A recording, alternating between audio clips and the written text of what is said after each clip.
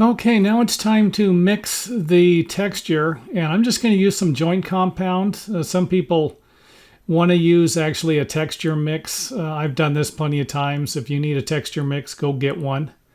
And I'm just basically going to add some water to the joint compound and make a lighter mixture. So I'm just going to kind of add some water. And again, I'm trying to do this in real time to give you an idea how long it takes. I believe this video took about 8 minutes, but I had to cut at least a minute out of it because I was mixing and or setting up the air compressor. And you can see the I guess you can't see the hose there off on the left. There is the bottom of the texture gun. But you can see there, I've got a nice creamy mixture. And I'm going to put that in the hopper. And then I will start texturing. So there's the hopper. And I think you could probably go down and rent one of these at a rental yard. And I turned the noise off, so it was kind of annoying. But I guess I can make the sound for you. How's that? Sounds like, hope that wasn't too annoying. But I'm just starting out just lightly doing it. I think the air pressure I have right now is about 20 pounds of air pressure. And you could always test this on a piece of wood, drywall. If you have a piece of smooth concrete or something, you could spray it on there and just wash the concrete off.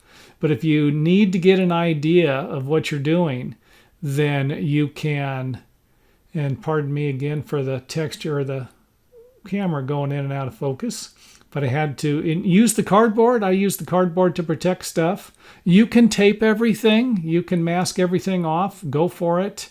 Sometimes when you mask the stuff off, it leaves a line. I don't like to do that. Just kind of like to go over it and then wash everything when I'm done. But I understand if you have an area you're spraying and you don't want to get it all over the place, do whatever you have to. And you can see it's kind of spurting out. The texture's not coming out because there's not enough of it in the hopper for gravity to pull it down. And if I had a real wet mix, it would be going a little easier, but then I might not be getting the texture that I want. But experiment. Take a mixture, put it in there. If it's not what you want, dump it back out of the hopper into the bucket, remix it, and see what works, what you're actually getting. And this is an orange peel finish. That's peel, P-E-E-L.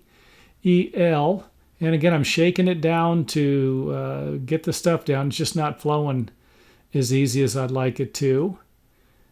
And just kind of wiggling it with my hand. If I spray, sometimes if you just hold it in one spot, you could get a big glob on it. So make sure that texture gun is always moving. Move it from right to left, up and down, and wiggle it like I'm doing it there. Because if you get a load of it in one area, you could end up with a splotch. And if that actually happens, don't worry. You can take and let it dry and sand it out. Or you can let it dry and try spraying over it. And again, I don't want to get stuff all over the living room, so I'm using it right there to get the corner.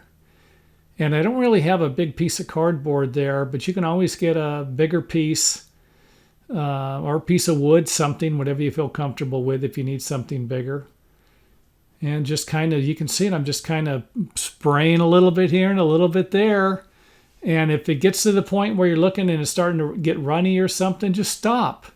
Stop, let it dry, assess the situation again, and then either sand it or spray it. I just wanted to give you an idea of how the joint compound is flowing into the hopper there. So that's why I'm wiggling it, kind of shaking it down.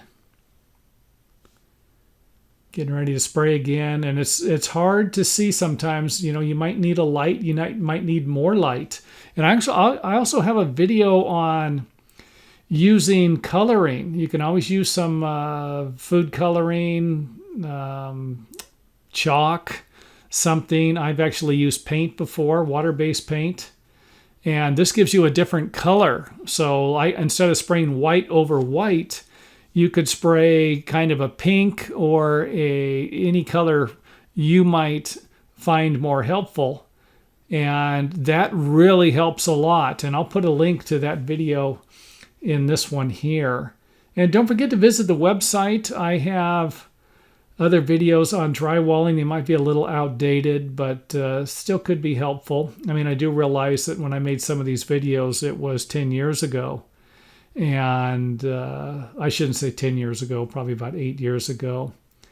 And they're a little outdated. I see where everybody has some really nice videos on a variety of different things. I'm going to have to start updating some of mine, or I'm not going to have anybody watching them anymore. So again, just spraying. This is in real time, remember. Only part of this that I cut out was the part in the where I had to set up the compressor and get the hose and everything in there. They're just looking around. You're going to have to get at different angles to see different stuff. You know, you might have an area that doesn't look like it's getting much of the texture on it. And you're, you know, going to have to spray that area, but you're going to have to spray it with, you can't just glob it on. So again, that's where it comes to where you kind of feather the trigger in, use the, you know, move it, might need to move it a little faster. And I've seen people just come in here and just hold it and they just spray away and it turns out great. For me, I like to move it a little bit and go over it a couple of times instead of just spraying it on. And that is it for this video. The last video in the series will be one on using a light to find problems.